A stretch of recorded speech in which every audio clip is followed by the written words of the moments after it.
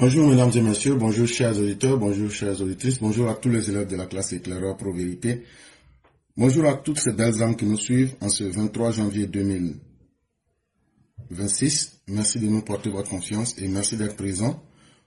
Aujourd'hui, nous aurons rapidement trois sujets. Il y aura un sujet d'histoire qui sera le premier sujet qui concerne le RDR. Le deuxième sujet va concerner le Bénin. Je vous avais brossé un peu. Et depuis pratiquement une semaine, je vous dis et je vous disais que les gens de l'AES et particulièrement du Niger n'ont pas encore fini avec leur projet de coup d'État. Et tout récemment, je pense que c'est hier, effectivement, le groupe qui avait été amené à nouveau au Bénin pour essayer d'assassiner Patrice Talon, ils viennent d'être arrêtés. On va vous parler de cela rapidement. Et on va terminer avec le troisième sujet, une lettre d'un membre du PDCI qui se dit un gardien du temple et qui nous donne des détails sur le PDCI et combien de fois ce parti est divisé et est en perte de vitesse. Et donc, mesdames et messieurs, le premier sujet, comme je le disais, c'est un sujet pour rappeler d'où nous venons et surtout pour que nous ne puissions pas oublier notre histoire. Et hier, nous étions sur une plateforme. On était en train de discuter. Il y a Mère Saleh qui était présente. Et on discutait. Et il y a un jeune guerrier de l'Ouest qui posait des questions. Et au fur et à mesure qu'il posait les questions sur des choses qui lui avaient été dites, mais qu'il n'avait pas pleine compréhension, il posait donc des questions pour mieux comprendre les différents scénarios et l'effectivité des faits. Et donc dans ce processus-là, je prenais mon temps pour lui donner des détails, pour l'amener à comprendre et mais surtout à faire des recherches. Et c'est là que le jeune homme a dit que lui il est guéri. Et moi je lui ai répondu, moi je ne suis pas guéri, mais je connais bien l'Ouest. En passant par Maple pour rentrer à Zouania, pour aller jusqu'au Libéria, j'ai dit c'est des points que j'ai beaucoup fréquentés. Et le jeune a dit, depuis que eux ils sont petits, on leur a dit que le RDR est un parti de mauvaises gens, de mauvaises personnes. Et que, partant de ce fait-là, eux, ils ont grandi avec une idée très négative du RDR qui a fait qu'eux n'ont jamais voulu accepter quoi que ce soit du RDR. Et donc, pour essayer de montrer au jeune homme que ce qui lui a été enseigné n'était pas vrai, j'ai donc procédé en disant, tu vois, le RDR dont il est question ici, j'ai dit, il faut regarder même ceux qui sont les créateurs du RDR. Tu vas voir qu'il y a plus de personnes qui ne sont même pas Djoula. Parce que généralement aussi, c'est ce qu'on vous a enseigné. Et qu'à l'origine même, le RDR n'est pas un parti de Djoula. Et le RDR, contrairement à ce que beaucoup pensent, le RDR est officiellement créé le 27 juin 1994. Et donc, dans ce processus-là, vous m'excuserez, mais il y a un gros idiot qui est venu, c'est faux, et qui a commencé à étaler toute sa bêtise, toute son imbécilité. Et c'était tellement désolant, ça faisait tellement pitié, que je lui ai laissé tout son temps pour qu'il puisse étaler toute son imbécilité. Quand il a fini d'étaler toute sa bêtise, c'est là maintenant il demande quel est le sujet. C'est là maintenant, moi je suis revenu à la charge. Je lui ai demandé le premier congrès du RDR, là, ça s'est tenu quand? Il n'a pas été capable de répondre. Je ne sais pas si l'individu avait été en mission, ou bien si c'est parce qu'il est simplement mal élevé, ou bien c'est simplement un idiot. Mais je crois qu'il faut beaucoup faire attention. Parce que tous ceux qui savent lire parce qu'ils sont là à l'école, ou bien écrire, l'école peut distribuer la capacité d'apprendre. Mais l'école ne donne pas le sens du discernement. Et il y a beaucoup qui n'ont pas ce sens de discernement. Tu peux lire et écrire, mais tu peux ne pas avoir le sens du discernement. Parce que quand tes parents ont pris le soin de t'élever comme un individu normal, même quand tu conçois que quelqu'un est ton ennemi, tu prends le temps de t'asseoir, de dire, vous êtes en train de parler de quoi? Non, tu finis de faire ton spectacle. Maintenant, tu demandes, c'est quoi le sujet? Alors il aurait été plus facile de dire, de prendre le temps d'écouter et de savoir où la discussion portait. Parce que ce qu'on était en train d'expliquer au jeune homme, il n'est pas du RDR, il n'est pas du RHDP. Et le jeune homme, on est parti sur plusieurs sujets. Et sur la question du RDR, quand tu causes avec quelqu'un, il y a le contexte de la causerie. Tu ne sais pas de quoi les gens sont en train de parler. Tu ne cherches pas à savoir de quoi les gens parlent. Tu tombes dedans. Non, c'est faux. On te demande maintenant, donne les réponses que tu as. Il n'en a pas. Le gros imbécile qui voulait jouer les savants, parce que TikTok et les réseaux sociaux permettent aux imbéciles, eux, aux intellectuels d'être sur les mêmes plateformes. L'imbécile est venu pour montrer que vraiment ses parents n'ont pas pris le temps de l'éduquer. Parce que tout bon militant du RDR, c'est quand quelqu'un a dit le vrai RDR, c'est le premier congrès là, ça là c'est comme le jour de naissance. Il n'a pas été capable de répondre. Je lui ai dit, j'ai donné des... Non. Si c'est faux, il faut contester. Il n'a jamais pu contester. Et c'est devenu du tohu-bohu. Et donc, je tenais à remettre les choses en place. Je n'ai jamais prétendu que j'ai la science infuse. Mais avant de dire quelque chose là, je prends le temps de faire des recherches. Et je suis l'une des rares personnes dans le communicant du RDR, RHDP, qui quand il dit quelque chose, il dit voilà où j'ai enlevé. Ce n'est pas que ce soit une obligation. Mais je n'accepterai pas que les imbéciles du RHDP, les enfants maudits du RHDP, me manquent de respect. Je n'accepterai pas que des ratés dans la vie, des gens dont les pères et les mères ont toujours été les derniers dans tous les domaines entrepris, viennent et essaient de jouer les intéressants. Moi, je ne vais pas accepter d'être le souffre-douleur de quiconque. Et des gens qui ne peuvent même pas donner des informations minimales, c'est eux qui viennent jouer les intellectuels. Et donc, c'est pourquoi j'ai tenu à rappeler aux gens du RDR que le RDR qui a été créé, la date de création, c'est le 27 juin 1994. Et les gens m'ont demandé, mais comment? Parce qu'un parti ne vaut, de par sa présence, que le jour où les documents ont été déposés et validés. Quand tu vas au ministère de l'Intérieur, là, les noms des gens qui sont opposés et les différents tampons qui sont mis au bas et les gens qu'on cite dans le document officiel comme les membres créateurs du RDR, là, ça date du 27 juin 1994 au ministère de l'Intérieur. Et maintenant, ça veut dire qu'avant d'aller là-bas, là, il y a eu des travaux préliminaires. Ça veut dire que c'est pas parce que les gens se sont levés un matin le 27 juin 1994 et puis ils sont allés directement. Il y a eu d'abord la formation embryonnaire du parti. Et dans cette période-là, M. Jenny Kobena a approché Laurent Gbagbo. Laurent Gbagbo qu'on n'aime pas là. Laurent Gbagbo que vous connaissez là. M. Jenny Kobena a approché M. Laurent Gbagbo pour lui dire, voilà le parti que nous sommes en train de mettre en place. Est-ce que tu peux nous donner quelques idées? Et Laurent Gbagbo a participé à l'écriture du premier texte. Ça ne veut pas dire que Laurent Gbagbo, c'est lui qui a écrit les statuts et règlements intérieurs. Ça veut simplement dire qu'il a été approché et il a donné son avis. Et ça, c'est un fait que vous ne pourrez jamais effacer. Ça fait un. De deux, quand ils ont fini de créer le RDR le 27 juin 1994, là, un an plus tard, soit en 1995, Laurent Gbagbo, que vous connaissez là, Alassane Ouattara est rentré dans le front républicain avec lui. Ça, ce sont des faits là. L'histoire est têtue.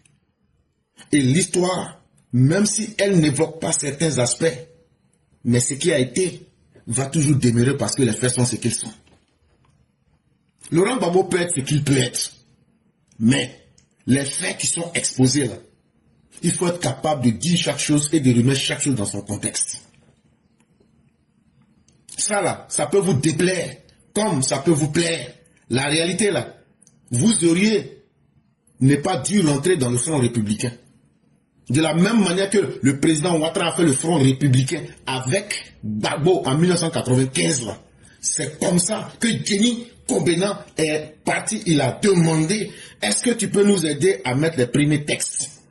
Ça ne veut pas dire que c'est Gbagbo qui a écrit les textes, mais c'est aux hommes intelligents qu'on parle. En plus de cela, avant que le président Ouattara ne devienne un membre ou bien un acteur ou même le président du RDR, sachez que le président Ouattara était ici aux États-Unis. Et la délégation qui va venir, qui va se former pour demander ici, pour venir rencontrer le président Ouattara, pour que le président Ouattara vienne faire de la politique en Côte d'Ivoire, la délégation était dirigée par Laurent Gbagbo. Même quand on dit on n'aime pas quelqu'un, les faits là, c'est pas nous qui les inventons. Il faut être capable d'informer les gens sur ce que chaque fait a été. Donc je rappelle et je répète, les membres fondateurs du RDR, lorsque on était en 2001 et qu'on était en train de fêter les 7 ans d'existence du RDR, le journal Patriote, le Patriote du RDR que vous voyez là, le Patriote du 29 et du 30 septembre 2001, quand tu prends ce journal Patriote là, tu regardes, je dis bien, le Patriote, le journal Le Patriote du 29-30 septembre 2001, dans ce journal là, eux nous disent quoi? Ils disent, le titre c'est le RDR a 7 ans d'existence. Une chronologie des événements qui ont marqué le rassemblement des républicains en abrégé RDR. Publié dans le journal ivoirien Le Patriote, indique que les membres fondateurs du RDR sont 1. Jenny Kobena, décédé le 19 octobre 1998. 2. M. Aye Alexandre. 3. M. Malan Jean. 4. M. Jean Badobré. 5. M. Amadou Soumaoro. 6. M. Diakité Koti. 7. M. Sarasoro Hyacinthe. Et 8. M. Leroux Hyacinthe.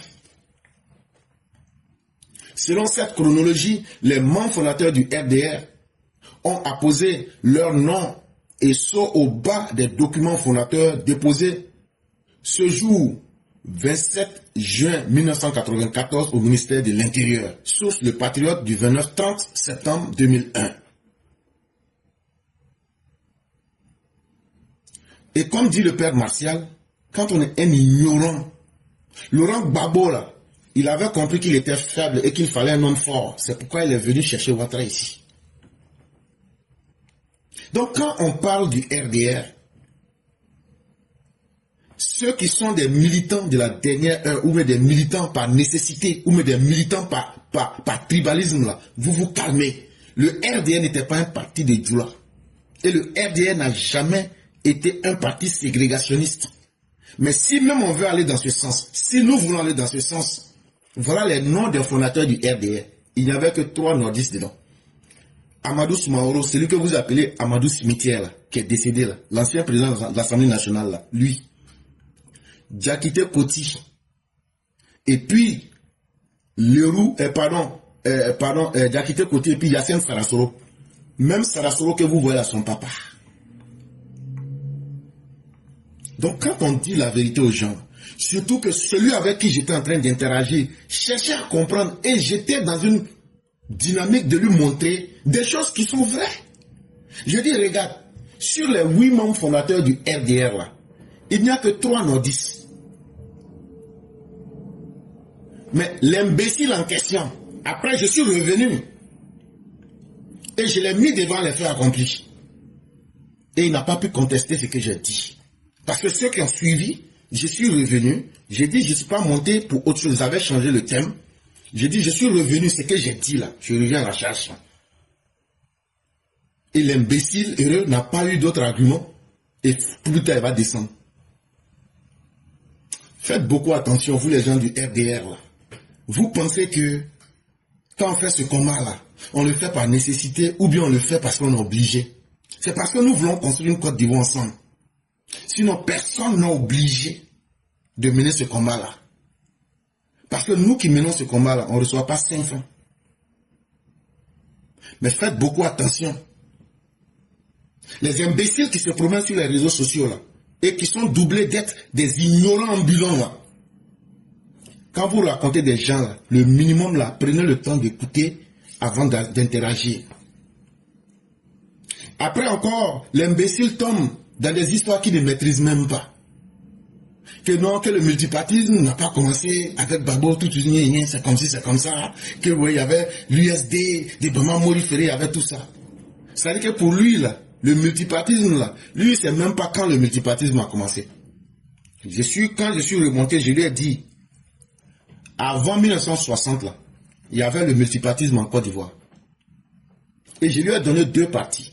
Le parti des planteurs de l'Ouest de Côte d'Ivoire, qui va devenir plus tard le syndicat agricole africain, et qui va devenir plus tard en 1946, pour aller à Bamako, lorsqu'on crée le Rassemblement démocratique africain qu'on appelle le RDA, la section de la Côte d'Ivoire devient le PDCI.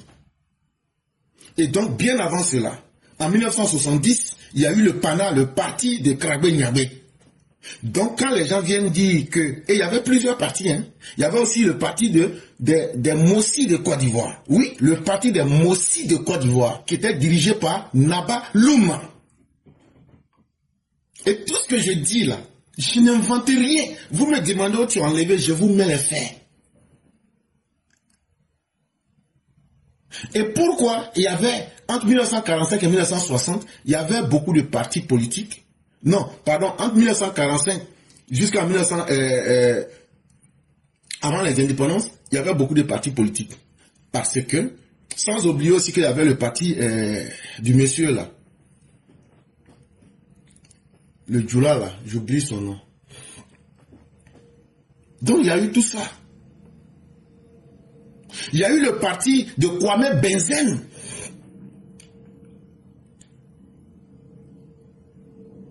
Qui était le progressiste. Il y a eu tout ça. Il y avait l'existence de plusieurs partis. La différence là, quand on parle, c'est que ce n'était pas officialisé. Sinon le FPI existait depuis les années 80. C'est pour ça, merci beaucoup, cher frère. Mais quand quelque chose n'est pas officiel, ou même l'existence de quelque chose n'est pas officielle, l'histoire retient que ça reste dans la clandestinité. Mais avant les indépendances, les partis qui existaient et qui fonctionnaient là, ce qui a fait qu'ils vont changer pour venir progressivement vers le parti unique, c'est à un moment ils vont constater que les micro-partis ne sont pas capables de lutter efficacement contre les colons. Et c'est là qu'en 1946, ils auront l'idée de créer le RDA à partir de Bamako. Et quand ils vont créer le RDA, qui est le Rassemblement démocratique africain, le RDA n'était pas basé forcément sur une idéologie. Le RDA était basé sur une lutte de décolonisation. C'est pourquoi vous allez retrouver le Parti démocratique de la Guinée, qu'on appelle le PDG de Sékou Touré. Vous allez retrouver le PDCI, le Parti démocratique de la Côte d'Ivoire, qui était dedans, ainsi de suite, avec le parti de Modibo Keïta, qui était socialiste. Et j'en passe. Et donc voilà autant de réalités quand on explique, ce n'est pas aux imbéciles que nous parlons. Et les scènes d'imbécilité, que les imbéciles comprennent que c'est une chance qu'on leur donne quand on vient s'arrêter pour expliquer les choses aux gens.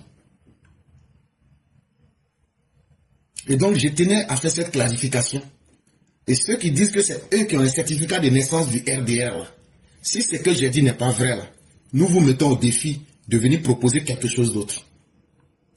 Je tenais à faire cette clarification. Maintenant, la deuxième information. Bénin-Niger, vous vous souvenez, depuis la semaine passée, je ne fais qu'insister en disant que les gens n'ont pas encore abandonné leur projet de coup d'État. Et hier, Ça s'est confirmé. Plusieurs agents des services de renseignement nigériens ont été arrêtés à Cotonou, ont indiqué les sources sécuritaires béninoises. Selon ces sources, les personnes interpellées étaient chargées de surveiller les déplacements du président Patrice Talon. Une enquête est en cours pour vous donner plus de détails.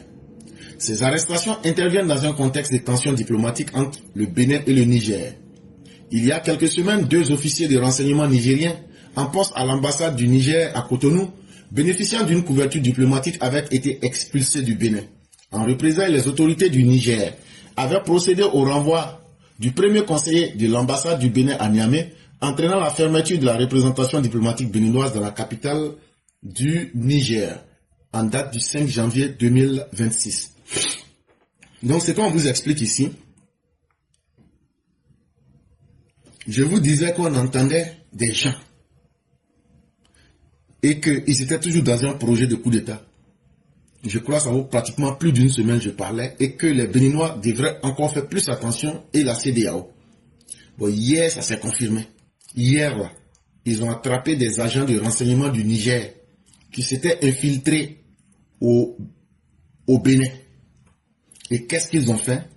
Ils ont commencé déjà à suivre Patrice Talon, à chercher à collecter des renseignements sur ses déplacements pour essayer de maîtriser son mode opératoire de déplacement.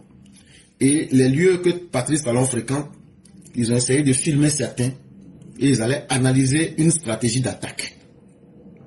Et dans cette nouvelle possibilité qu'ils voulaient essayer, ils ont trouvé utile que faire un coup d'État, ce serait trop visible et puis ça va avoir plus de conséquences puisqu'ils n'ont même pas encore fini de gérer ce qu'ils ont fait.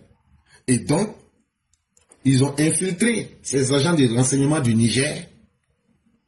Si les choses marchaient, ils allaient directement assassiner Patrice Talon. Là, comme ça, ils allaient dire que non, mais on ne sait pas c'est qui a fait. Et ce qu'ils avaient prévu, les agents de renseignement en question qui ont été mis sur le terrain, si d'aventure l'opération contre M. Patrice Talon marchait, ces personnes-là devraient être aussi éliminées sur le champ pour ne pas laisser de traces. Et donc, c'est le lieu de rappeler que l'AES et les forces du mal qui se sont installées en Afrique de l'Ouest n'ont pas abandonné. Et c'est en représailles à l'échec du coup d'État au Bénin, le 7 décembre 2025, c'est en représailles à cela que le président actuel du Togo a livré M. Tigri contre toutes les règles de bienséance, contre toutes les règles du savoir-vivre, contre toutes les règles des engagements pris. Il n'a pas hésité à enfreindre à ses propres principes. Le sujet numéro 3. Clanification au PDCI, destruction silencieuse d'un parti historique en marche, selon un gardien du temple. Nous sommes entrés au sein du PDCI dans une zone dangereuse, celle du refus de se parler, du refus de reconnaître nos fautes, du refus d'accepter la différence comme comme condition d'une construction d'un ensemble fort et homogène. Celui qui vous parle, c'est un membre du PDCI. Il dit que le PDCI est devenu aujourd'hui une secte, un clan. Et qu'au sein du PDCI aujourd'hui, il y a les différents clans qui sont là, les gens ne se parlent pas. Et qu'au sein du PDCI, eux-mêmes là, ce qu'ils ont fait de mal, que ce soit entre eux ou même aux Ivoiriens, que beaucoup parmi eux refusent de reconnaître leurs fautes. Mais surtout qu'il y a beaucoup parmi eux au PDCI qui refusent d'accepter la différence ou même les différences. Et que tout cela pose un problème sérieux. Ça n'aide pas leur PDCI. Et actuellement, ils sont dans une zone rouge, dans une zone dangereuse, où le parti veut éclater. Et quand un parti politique cesse de se parler, il commence déjà à se détruire en silence. Et que le PDCI que vous voyez là, c'est vrai qu'on entend le nom PDCI, mais c'est un parti qui est en train d'aller en lambeaux, qui est en train de se disperser, qui est en train de se détruire. Il dit parce que ce qui est à l'intérieur du PDCI, c'est plus grave que ce que vous ne pouvez imaginer. Depuis des mois, J'ai multiplié les contributions, les appels, les alertes, toujours avec une seule obsession. Faire du dialogue interne une purification, une catharsis collective, face à la division qui nous ronge. Il dit, lui, il a fait tout ce que lui pouvait. Lui, il a essayé de réunir les gens à l'intérieur du PDCI pour qu'ils puissent se parler, pour calmer les gens, pour qu'ils puissent se dire les vérités, pour essayer d'arriver à des solutions. Il dit, mais c'est peine perdue.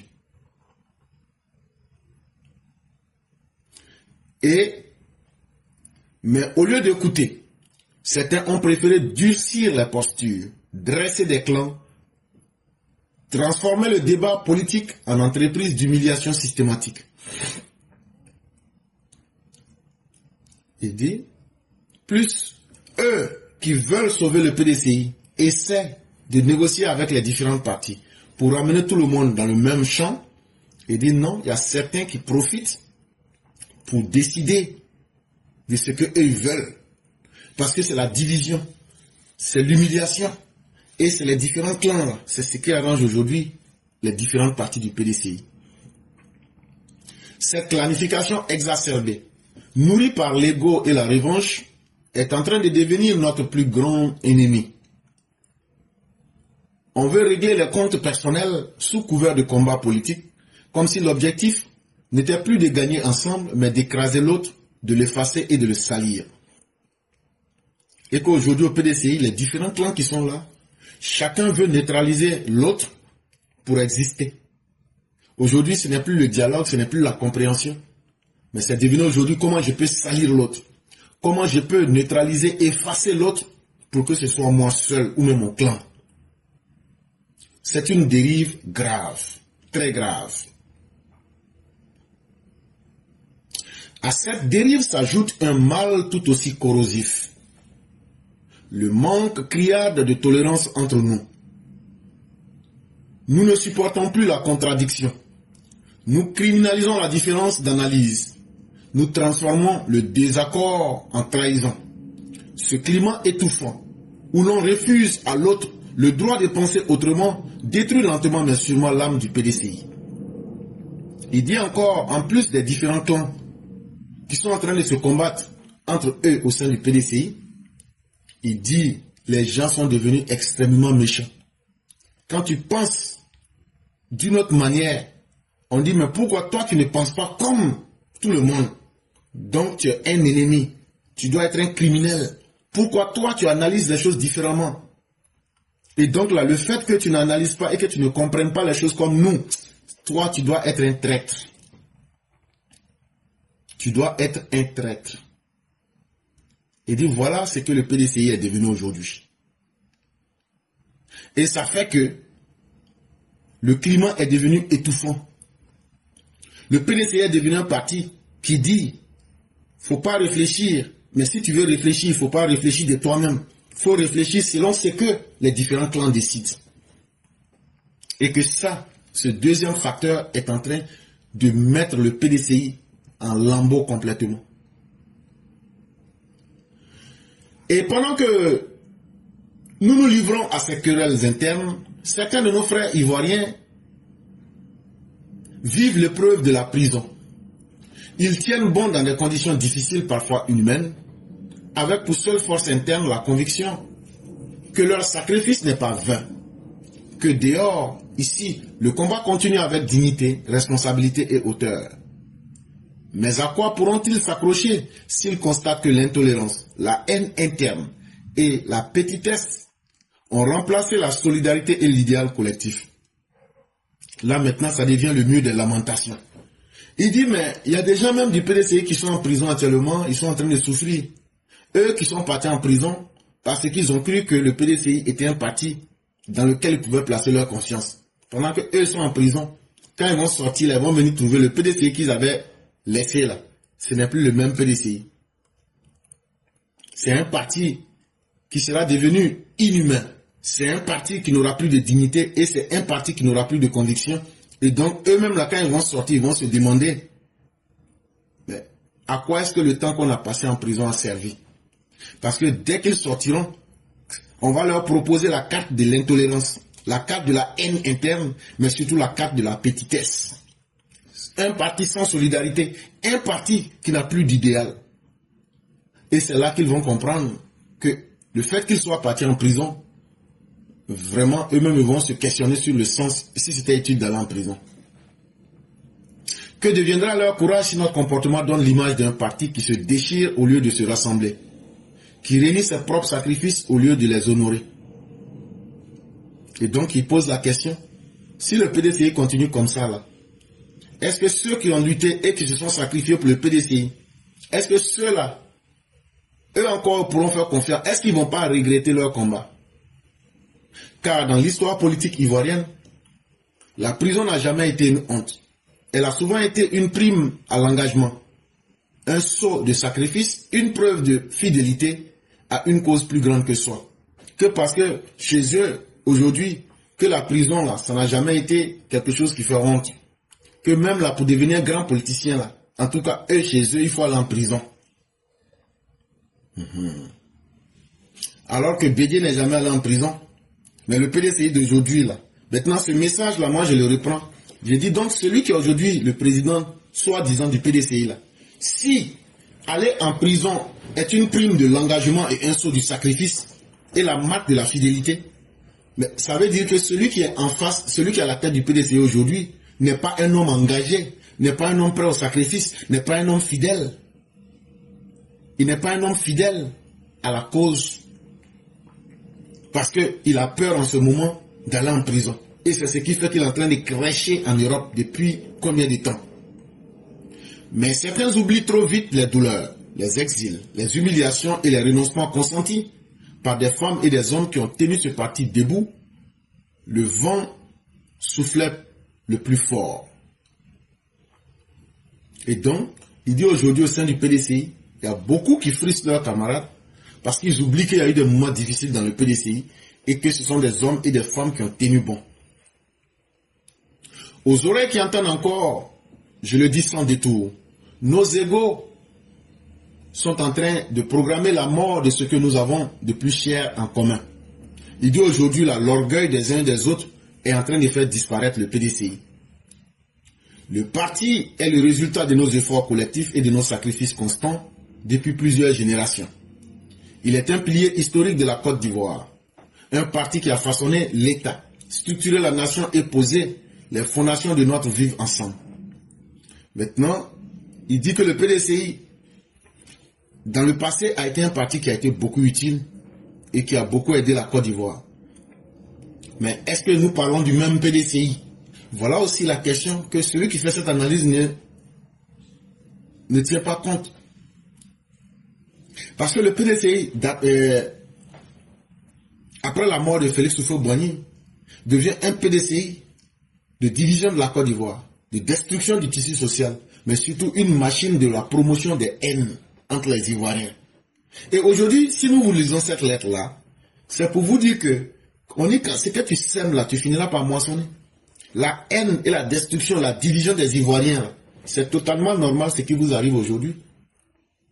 Parce que ceux que vous voyez aujourd'hui qui sont en train de vous diviser au PDCI, c'est eux que Bédié a utilisé pour détruire le tissu social, pour faire des Ivoiriens des étrangers dans leur propre pays.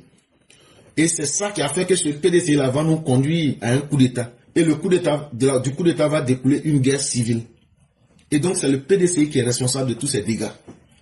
Et aujourd'hui, si vous êtes en train de payer les conséquences, ce n'est pas nous qui allons dire que ce n'est pas bien. Au contraire, nous souhaitons que les choses s'aggravent. Et que le PDCI puisse disparaître complètement. J'ai gardé le silence un temps. Non par lâcheté, mais par observation. Et aujourd'hui, je le dis et je le dis clairement, ce qui se passe n'est pas normal.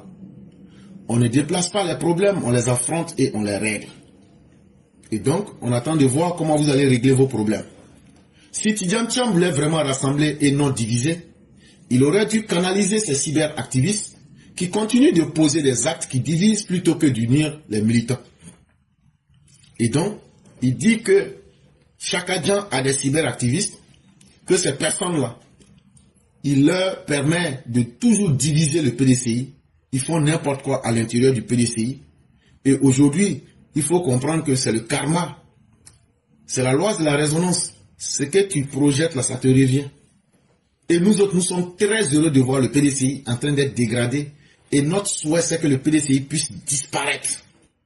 Et ce n'est pas à nous que ça va déplaire. Hein. Parce que le PDCI qui est devenu une machine qui fait la promotion des haines, une machine qui a fait du mal aux Ivoiriens, et les gens ne sont pas conscients. Dieu a envoyé Chaka Dian pour vous frapper. Chaka Dian avec ses sbilles et ses suppôts pour vous frapper. Et ce n'est pas nous qui allons croiser les bras pour commencer à faire semblant. Ça nous plaît.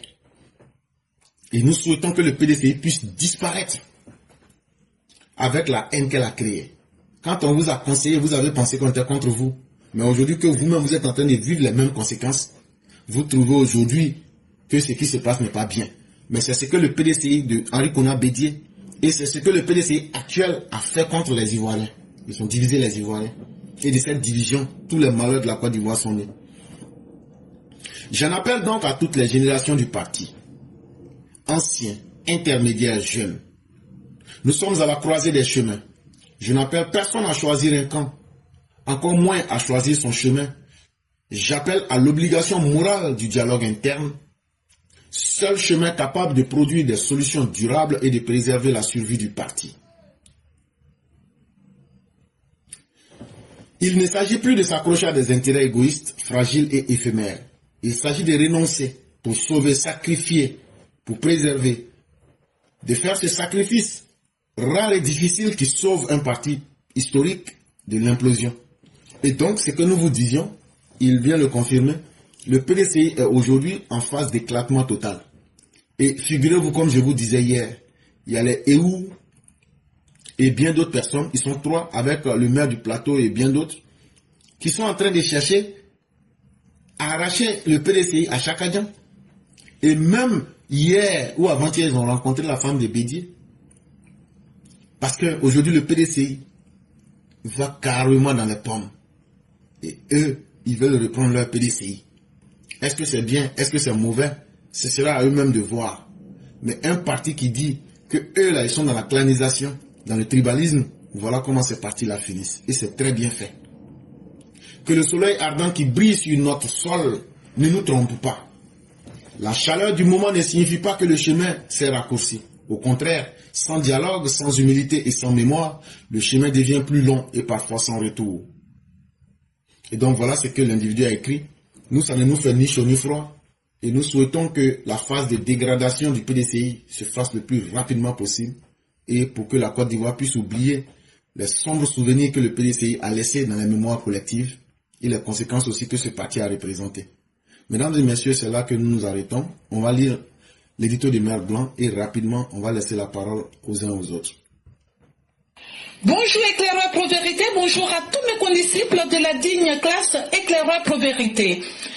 La Côte d'Ivoire, ce gâteau que toute l'Afrique nous envie. Avant l'accession du président Ouattara au pouvoir, la nationalité ivoirienne était bradée contre une bouchée de pain. L'ex-président Gbagbo, Laurent, l'a admis lui-même. Lui, Gbagbo, distribuait le passeport de notre pays comme de petits pains. Normal pour le boulanger qu'il est. Ces petits pains sans saveur, les halogènes s'en nourrissaient simplement. Puis vint le Prado au pouvoir. Avec lui, le petit pain sans saveur, il le transformera en croissant beurre. C'est ainsi que toute l'Afrique voudrait y goûter pour en apprécier la saveur. Seulement, le président Ouattara, loin d'être un boulanger banal, a ouvert des salons de thé où n'entre pas n'importe qui.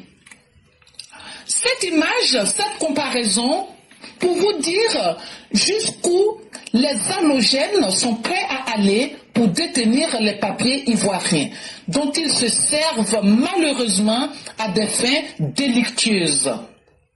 Et si nos autorités prenaient des mesures idoines pour arrêter ce fléau, par exemple en exigeant des conditions plus contraignantes requises à l'obtention du passeport ivoirien. Souvenez-vous de cet homme, ce Gabonais, qui arnaquait la CAF française avec un passeport ivoirien.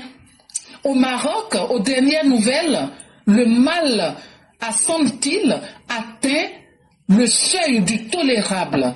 Alors, chers députés, voilà un sujet à soumettre à l'hémicycle. Sinon, les Ivoiriens malfrats, vous en trouverez jusqu'au pôle Nord. Merci et à bientôt. Merci infiniment à Mère Blanc. Et ce qu'elle dit est tellement évident et c'est tellement juste. Et même pendant la compétition qui s'est déroulée, il y a certains qui ont cherché des papiers ivoiriens pour pouvoir caler au Maroc et puis après tenter leur chance à Lampedusa.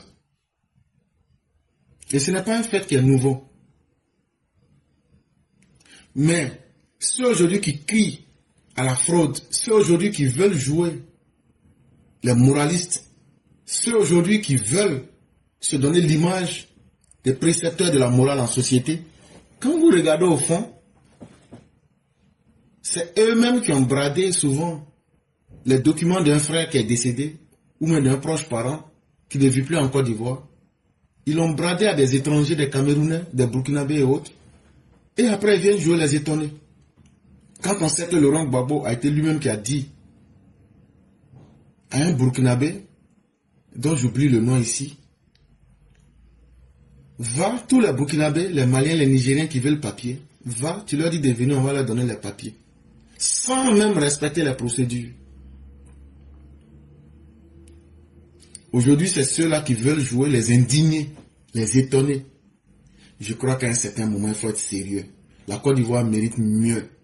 Aujourd'hui, les nouveaux députés qui ont été élus, ce que nous vous demandons là, essayez de faire amende honorable et essayez d'aider l'État à prendre les bonnes décisions pour mettre fin à toutes ces velléités. Parce que la Côte d'Ivoire ne peut pas être un champ de patates où chacun peut faire ce qu'il veut, quand il veut, comme il veut. À un certain moment, il faut savoir mettre fin à cela. Mesdames et messieurs, c'est là que nous allons nous arrêter. Je dis merci à tous. On a à peine une vingtaine de minutes. Ceux qui souhaitent prendre la parole, s'il vous plaît, signalez-vous le plus rapidement possible. Il y a Mère Sali qui s'est signalé. On va laisser une minute jusqu'à la 29e minute pour savoir effectivement combien de personnes nous avons à faire. Et on va diviser le temps disponible pour que les gens puissent s'exprimer. Et donc à la 29e minute, s'il n'y a plus personne, on ne pourra plus prendre d'autres personnes autres que notre mère qui s'est présentée et elle va s'exprimer et on va fermer le direct. Pour ma part, j'ai dit merci à tous ceux qui nous ont suivis et qui continuent de nous faire confiance. Continuez à vous cultiver, continuez à faire des recherches, continuez à aller vers le savoir pour vous libérer vous-même et pour libérer vos esprits. C'est la seule manière de devenir plus grand. Le Burkinabé dont je cherchais le nom, c'est Kima Emile. Voilà, c'est ça. Et donc, merci à tous. Et donc, nous attendons de voir s'il y aura des personnes ou pas avant de pouvoir continuer. Et donc, dès que nous serons à la 29e, nous sommes à la 29e minute, donc on ne pourra plus prendre quelqu'un. On va directement laisser la parole à Mère Sali. Et lorsqu'elle aura fini, on va directement faire la conclusion. Merci à tous et que la grâce de Dieu demeure en nous.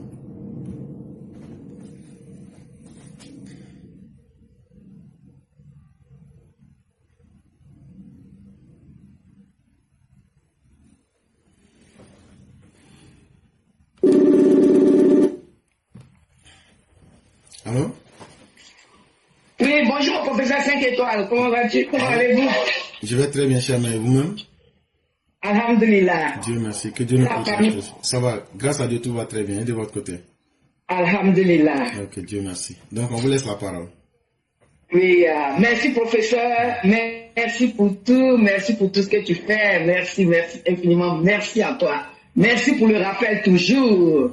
Bonjour à tous les DPV, bonjour à tous ceux qui nous suivent. On va dire encore merci à Dieu pour la séance d'aujourd'hui, qui est la séance du vendredi. Juma Moubarak à tous les musulmans et excellent vendredi à tous les non-musulmans. Et que Dieu exauce nos prières, qu'il nous fasse miséricorde et qu'il nous garde dans ses grâces. Professeur, merci pour hier. Merci pour hier sur le panel de notre très cher frère Kader Touré. Vraiment, le professeur... C'est pourquoi souvent je me demande, les sympathisants militants du RADP là même là-haut. Ah, en tout cas, c'est que si d'ici 2030, on saura qui est qui.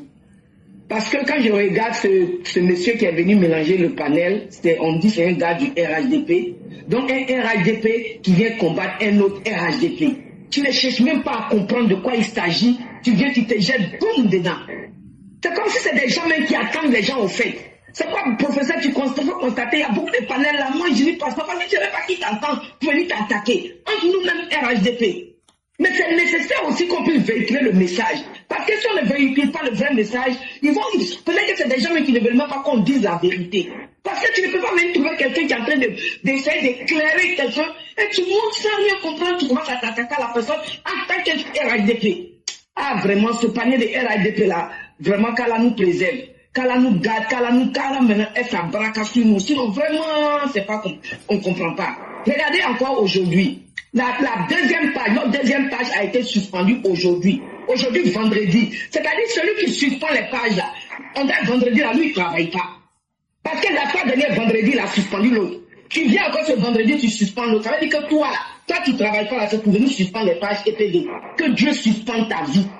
Wallah, il a été Allah suspendre ta vie. Aujourd'hui est vendredi. Nous sommes dans un bon mois pour nous les musulmans qui s'appelle le Shabbat. Le mois que le Ramadan attend. Hey! Toi qui viens suspendre les pages EPD là, que Dieu suspende ta vie. Si Dieu t'avait donné 50 ans de vie, qu'il enlève les 3/4 de ta vie. C'est méchant. Vous êtes méchant. Vous n'aimez pas la vérité. Et c'est pas parce que vous n'aimez pas la vérité que vous ne voulez pas que les autres soient éclairés. Vous êtes les enfants du diable. Vous qui suspendez les pages là, vous êtes des enfants du diable.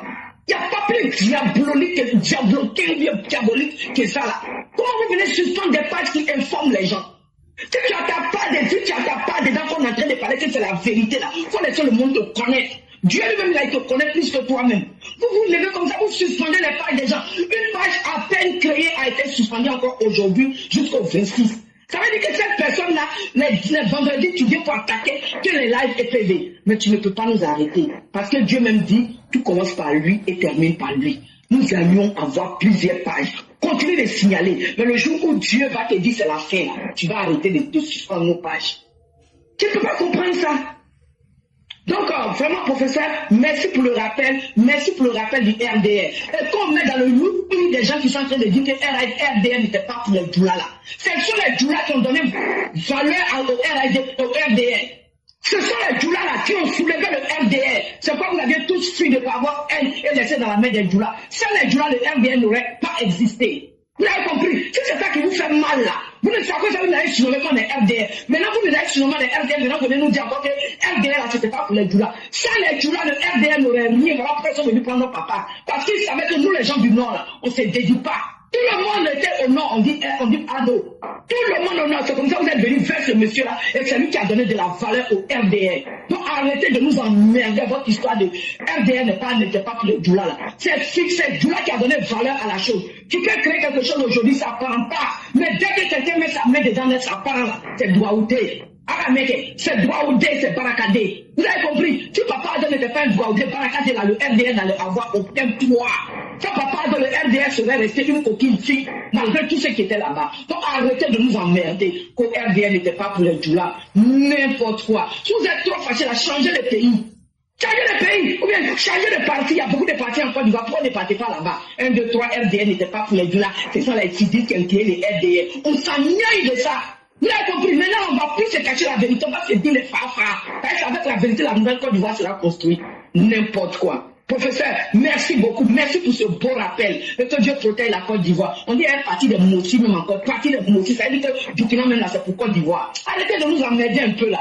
Merci professeur, que Dieu protège Papa Ado, que Dieu protège tous ceux qui l'entourent, que Dieu protège tous les forces de l'ordre qui se battent jour et nuit pour la survie et pour la sécurité de nos parents en Côte d'Ivoire. Et que Dieu ait sa main tout, je suis Papa Ado et tous ceux qui l'entourent. Papa TBO, que Dieu ait sa main sur toi. J'ai dit, on n'a encore rien vu, mais ils sont en train de trembler. Ils n'ont rien vu d'abord. Merci l'éclaireur, merci pour tout professeur. Que Dieu te bénisse, que Dieu bénisse tous les EPV. Inch'Allah, Dieu, seul à Dieu appartient la vérité et la vérité sera dite en Côte d'Ivoire. Merci professeur, je m'arrête là.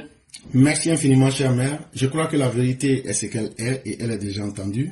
Merci à vous, merci pour le combat. Restons déterminés, restons résilients. Dieu est au contrôle et tout sera su et tout sera mis au bon endroit. Dans ce combat, ne nous décourageons pas et n'abandonnons pas. C'est ça le plus difficile. Parce que dans la vie, il y aura toujours, comment on appelle, il y aura toujours des défis. Et on dit que ceux qui vivent sont ceux qui luttent certainement. Continuons de croire en nous-mêmes et continuons de lutter. C'est par cela que nous allons donner tout le sens à notre existence. Et merci surtout à vous et à tous les EPV pour le combat constant. Et chers mères, c'est là que nous allons nous arrêter pour faire la conclusion du jour. Et donc, je vous laisse le mot de la fin.